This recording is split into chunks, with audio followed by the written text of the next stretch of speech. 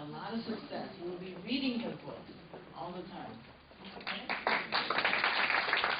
Thank you so much for coming out here. When I walked in the room, I was like, wow, this is awesome. I was really thrilled to see all these people. Thank you, Dr. Park, for inviting me to come here. I was really thrilled for the opportunity, so I really appreciate it. Thank you very much. And thank you, Dr. Choi, for that amazing description of the book. I was enraptured the whole time. I was just like, I felt like I was learning all these things about the characters, and things I didn't know about them, and I was like, that's just right. I was so impressed. You're so right about means dependency. I mean, that's the sickness of it. He does love her, but it's very complicated. So it's wonderful to be here. Thank you so much. I'm just going to talk a little bit about how this book came into being. And Dr. Choi kind of started talking about that earlier. So when I was growing up, my mother used to tell me this story all the time. She would be like, chopping her vegetables at the dinner table, and I would be sitting there, little boy, listening.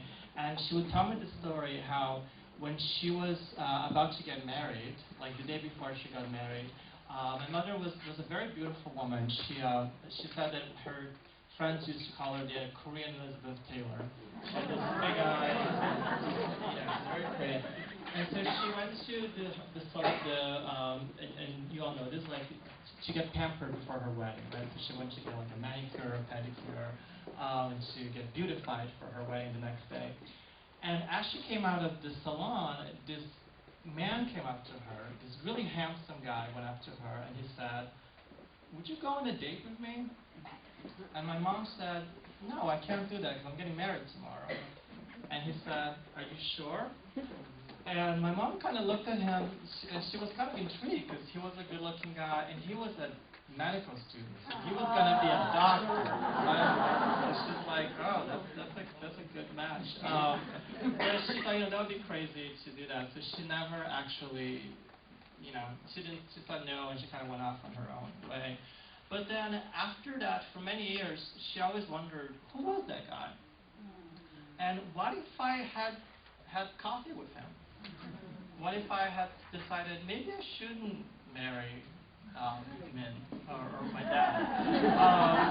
Because when she married my dad, he lost all his money very quickly after that.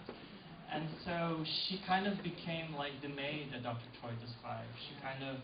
She was a servant to her in-laws, and she had a very different life than she thought she would have. So for many, many years, she often told me that story thinking, what if? And that was really intriguing to me because I was thinking, what does it mean to choose something, right? Does it mean that you only have this one life that you have, and no matter what choice you make, you live that life, right? It's kind of like a train track where it just kind of goes straight. Or are there like 5 different lives that you could have? And depending on this choice or that choice or that choice, you have a completely different life, right? So she thought maybe if she hadn't married my dad and she'd married some other guy, maybe like this doctor, she would have had a very different life. And so that's kind of what I was thinking about when I was writing the book. I was thinking, what does it mean to choose something, right? How permanent are the choices that we make? So the book came out in July. And Simon & Schuster sent me off to promote the book, and I went to, one of the places was LA. And I had coffee with a friend of mine who publishes a magazine called Korean Journal. And he asked me, so what is the book about? And I said, well, the book is about my mom, and before she got married, some doctor went up to her and asked her on a date. And James, that's his name, James, he kind of looked at me and he said, oh, that's funny. Because my mom tells me that exact same thing.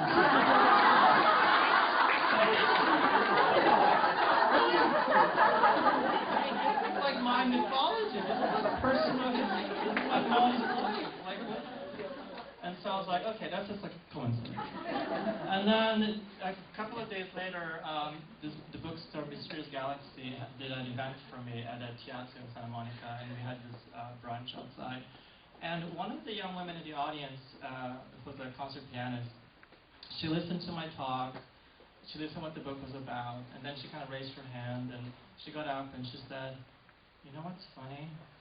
My mom also tells me that." And so I thought, is there like some doctor who's like wandering around trying to lure women before the wedding, saying, "Why don't you run away with me?" And then it kind of dawned on me that for my mother's generation, she's in her mid to late 60s now, she's 67.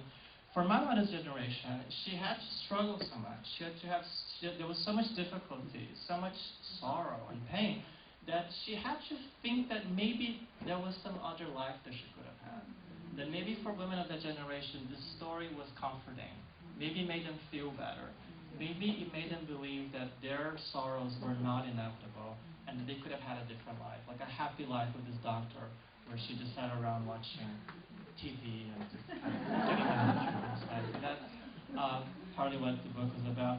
And the other reason for me writing the book was that, you know, there are a lot of Chinese books about China, a lot of books about India, Japan, but there's very little about Korea, and I never understood why. Like, why not? I mean, Korea has such an incredibly close history with the United States.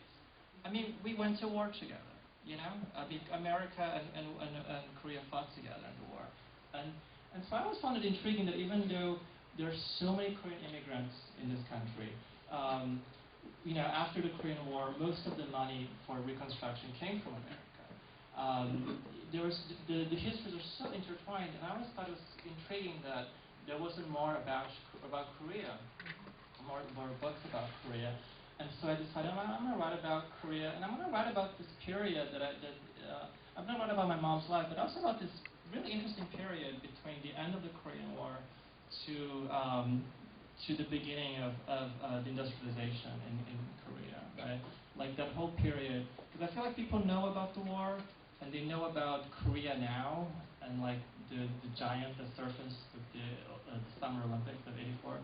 But people don't know what happened in the middle, so I thought, okay, well, this would be the book that explains what happened in the middle. And it would be told through the eyes of this woman who's kind of watching as her country changes, and her life changes, and her gender roles change, and her family changes, and the whole thing is in shift. So that's what I did. And when I told my mom I was doing that, my mom obviously is Korean, when I told my mom I was doing that, she said, "Why are you writing about Korea? Nobody cares about Korea. Write about China." And I said, "No, Mom, your life is really interesting. You have a really interesting life, and I'm going to write about it." And then I would like call her and ask her about stuff, and she didn't care at all. She was like completely uninterested. And when I would tell her about the book, she would kind of laugh and say, "Oh, okay, that's funny." She kind of ignored it. And then this really crazy thing happened. The Today Show did a little thing on the book, and Hoda Kotb, the host of the Today Show, she held the book up on TV, which I was like, wow, that's surreal. She held the book up and said, "I love this book. It's an incredible read. You should go read it." And then the next day, actually that same day I called my mom, and my mom was like, "Oh, that's great." And now every time I call her now to say hello, like on a Sunday, and I'm like, "Well, so you know, I went to the grocery store." She's like, No. Tell me about the book. What's happening? Like, what's the latest? What's happening with the book? Did we get any reviews this week? What's going on? And I'll say, "Well, you know, something really good happening. We got a review in the Miami Herald." And she said, "You know, that is God's work." That's right. So that's the history of the book. So if you have any questions, or anything that you want me to ask, I'd be happy to. Yes, please. Well, as a former nurse, would you tell your mother that she made the right choice? You know, and she did. I mean, they have a lovely marriage, and they're very happy now, and things work out. And from what I remember of the doctors, and they're so popular, you're better off with the other. Thank you. Yeah, you should know some few words. Your father must like men.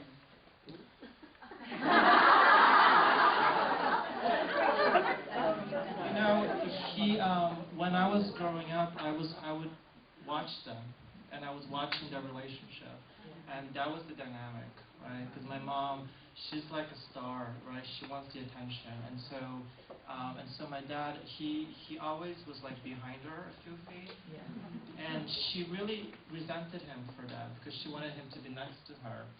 But my dad, he was always kind of a little bit afraid. But I think he was a little bit afraid because she was so strong too. So it was really tricky. And you know, I mean, Min is very much like my dad. The things that he says or does, my dad was like that.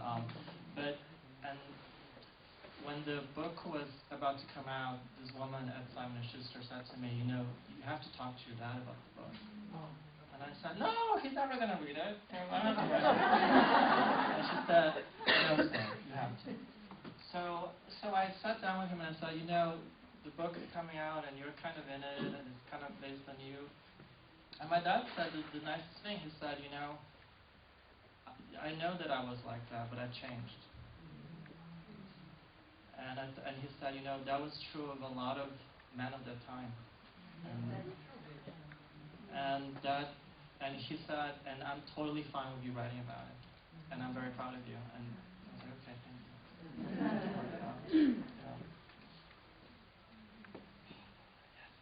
I enjoyed your book very much. A lot of places you did a very good job describing how women feel and how we are thinking. And I was wondering, as a man, how did you know that you were thinking? How did you know how to describe it? That's one. And the second thing is, it was a little bit of a stumbling for me because, you know, we are all like, you know, first generation Korean. So we do read English, but a lot of words you use are very difficult for me. So I had to look it up. So I thought if you do not use those, you know, so-called big words, but use something simpler, then maybe we can feel it in our heart better. Yeah, I'm sorry about that. Next time when you write a book, before you think, oh, this is all right, you know, is the average Korean woman will understand it? Yeah. Or if you think, okay, like a Korean woman, okay, I don't know, okay, even if it's not a Korean woman, I thought you could kind of simplify some of the words. No, that's a wonderful comment. I mean, I think that I try to write it so that you almost feel like you're not reading, where you kind of feel like you're just... Yeah, you know, I yellow highlighted some of the words. I had to look it up. So I can give you an example. Well, while you're looking up, and I'll answer your first question about the writing from a female perspective, which I kind of get asked it a lot. You know, I think a lot of that has to do with the fact that when I was little, I have two older sisters and I have my mom. And my mom, she's very entertaining. Like, she's a lot of fun. 너무 재밌어하네요. So I would listen to her a lot when she was telling her stories, and they were always like from her perspective, right? The other people are always bad, and she's always nice. And the other people are always like doing things wrong. And so I was always like thinking like through her eyes, like all the stories that I would hear from her, they were always from her perspective. And because I had, you know, two older sisters, I kind of had three mothers. So I would listen to them too, and I would care about what they care about. I would listen to what they listen to, and so it kind of became ingrained in me. So when I was writing, so yeah, so that's part of it. So what is the word that I used or should have used? Sorry. You know, it says the bamboo and persimmon trees and constellations of lilac. You don't have to use constellations. I could just lots of stars or something. Yes, I mean, I kind of knew what you're talking about, but I think it would be, you know, maybe you can find something simpler. I mean, I could be nitpicky, but, you know, what the heck. No, there's a lot of that. Words, too. Nobody talk about your background, you know, as you are teaching English. Yeah, Dr. Park asked me to talk about writing, right? And because I think there are some writers in the audience. I'll talk about that. So I always wanted to be a writer. When I was like 9 years old, I was like writing in little textbooks and little notebooks, and I would pretend that they were books. I would draw a little cover, and I would write my name, right, like in big letters, and I would kind of pretend that they were little books. And so, but when I got to college, I was too, I didn't have confidence, so I couldn't say I want to be a writer. And I didn't major in creative writing. I didn't study creative writing. I took courses, but I thought it was so presumptuous to say, oh, I'm a writer. You know, like I had friends who would do that, but I didn't feel like I could do that. And so I majored in English, in just literature, right? So I just studied like English lit.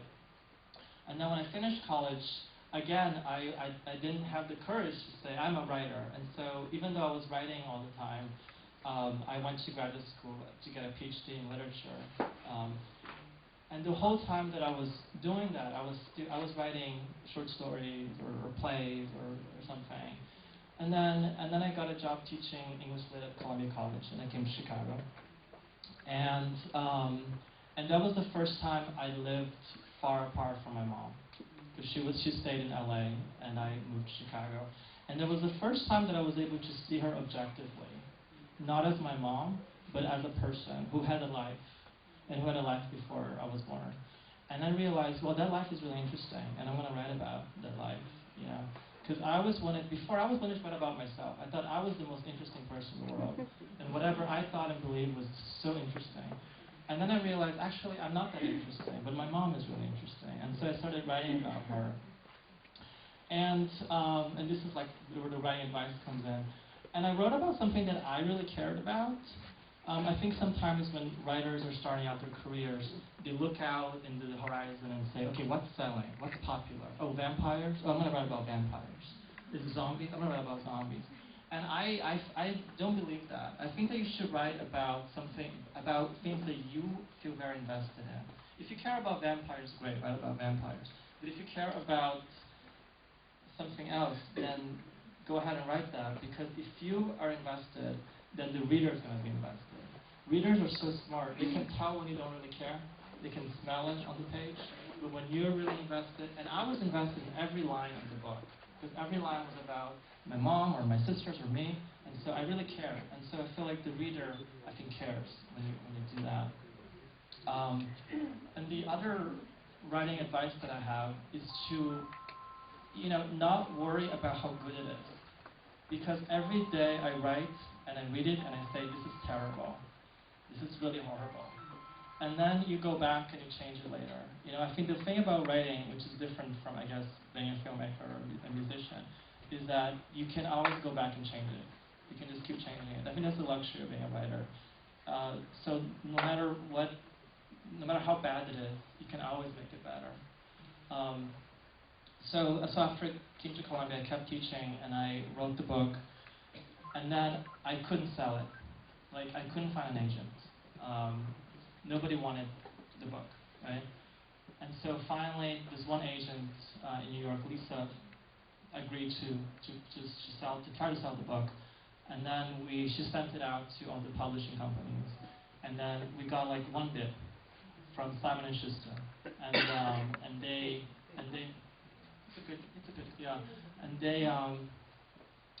published the book in July, and it's been great. So that's sort of been the journey. I have one question. I know your mother, right?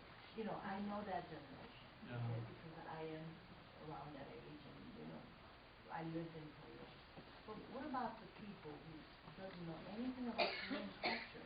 When they read that American, you might have talked with people who have never, not familiar with Korean culture.